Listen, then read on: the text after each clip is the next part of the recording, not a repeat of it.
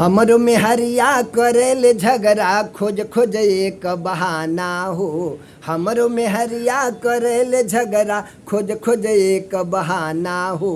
झुमका झुलनी गढ़बौला का मारे ले बसताना हो। झुमका झुलनी गढ़बौला का मारे ले बसताना हो। झुमका झुलनी गढ़बौला का हमरो में हरिया करेले झगड़ा खोज खोज एक बहाना हो। हमरो में हरिया करेले झगड़ा खोज खोज एक बहाना हो। झुमका झुलनी गढ़बौला का मारे ले बसताना हो। झुमका झुलनी गढ़बौला का मारे ले बसताना हो। झुमका झुलनी गढ़बौला का मारे ले बसताना हो।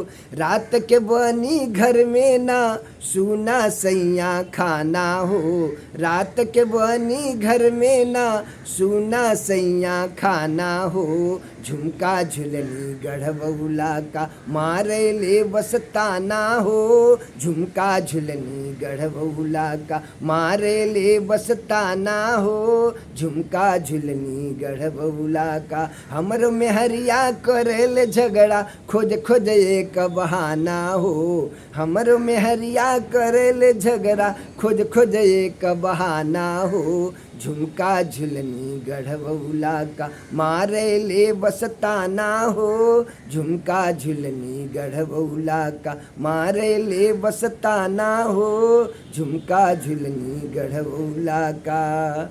भैया हो, मच्छर का काटल, खटमल का खून चाटल, मेहरारून का डांटल, इंसान बड़ा सोच सोच के कदम रखेला चलेला। हम तो गलती भैया कह देले बानी, तू लोगन गलती मत करिहा जा।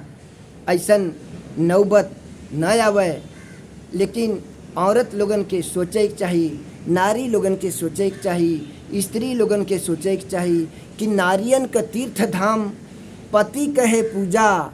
एकरा से बढ़ के कोई धर्म नहीं दूजा। एकरा से बढ़ के कोई धर्म नहीं दूजा।